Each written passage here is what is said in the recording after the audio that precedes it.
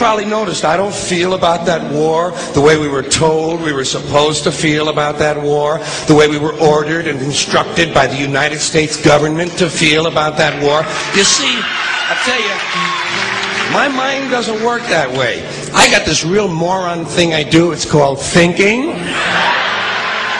And I'm not a very good American because I like to form my own opinions. I don't just roll over when I'm told to. Sad to say, most Americans just roll over on command. Not me.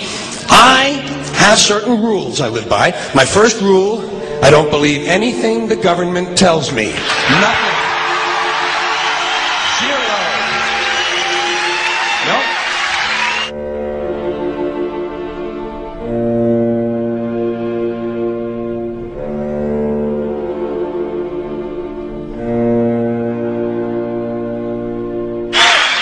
And I don't take very seriously the media or the press in this country, who in the case of the Persian Gulf War were nothing more than unpaid employees of the Department of Defense, and who most of the time function as kind of an unofficial public relations agency for the United States government.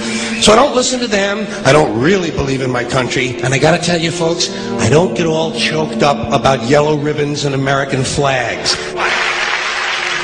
Now, to balance the scale, I'd like to talk about some things that bring us together. Things that point out our similarities instead of our differences. Because that's all you ever hear about in this country is our differences. That's all the media and the politicians are ever talking about, the things that separate us, things that make us different from one another. That's the way the ruling class operates in any society. They try to divide the rest of the people. They keep the lower and the middle classes fighting with each other so that they, the rich, can run off with all the fucking money. Fairly simple thing, happens to work. You know, anything different, that's what they're going to talk about. Race, religion, ethnic and national background, jobs, income, education, social status, sexuality, anything you can do, keep us fighting with each other so that they can keep going to the bank. You know how I describe the economic and social classes in this country? The upper class keeps all of the money, pays none of the taxes. The middle class pays all of the taxes, does all of the work. The poor are there just to scare the shit out of the middle class. Keep them showing up at those jobs. Politicians know that word. They use it on you. Politicians have traditionally hidden behind three things: the flag, the Bible, and children. No child left behind. No child left behind. Oh, really? Well, it wasn't long ago you were talking about giving kids a head start. Head start? Left behind? Someone's losing fucking ground here. But there's a reason. There's a reason. There's a reason for this. There's a reason education sucks, and it's the same reason that it will never, ever, ever be fixed. It's never going to get any better. Don't look for it. Be happy with what you got. Because the owners of this country don't want that. I'm talking about the real owners now. The big, the wealthy, the real owners, the big wealthy business interests that control things and make all the important decisions. Forget the politicians. They're irrelevant. The politicians are put there to give you the idea that you have freedom of choice. You don't.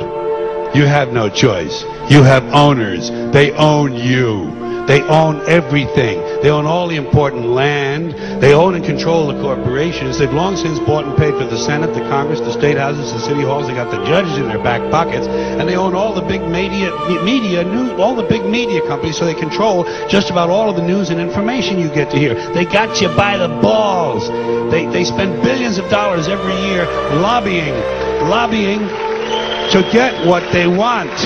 Well, we know what they want. They want more for themselves and less for everybody else. But I'll tell you what they don't want.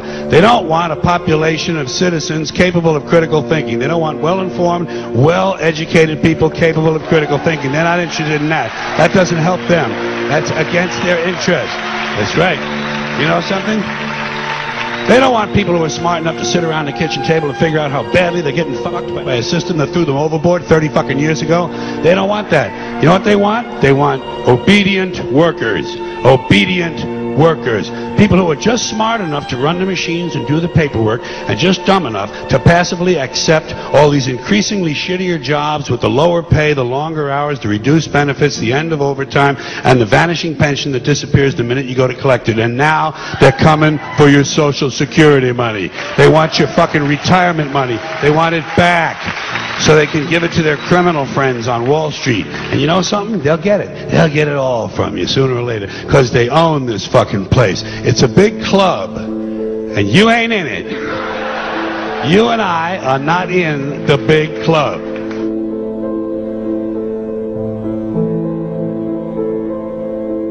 The greatest form of control is where you think you're free when you're being fundamentally manipulated and dictated to.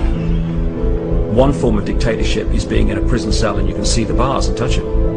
The other one is sitting in a prison cell but you can't see the bar, you think you're free. What the human race is suffering from is mass hypnosis. We are being hypnotized by people like this.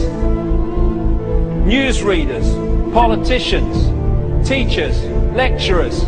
We are in a country and in a world that is being run by unbelievably sick people.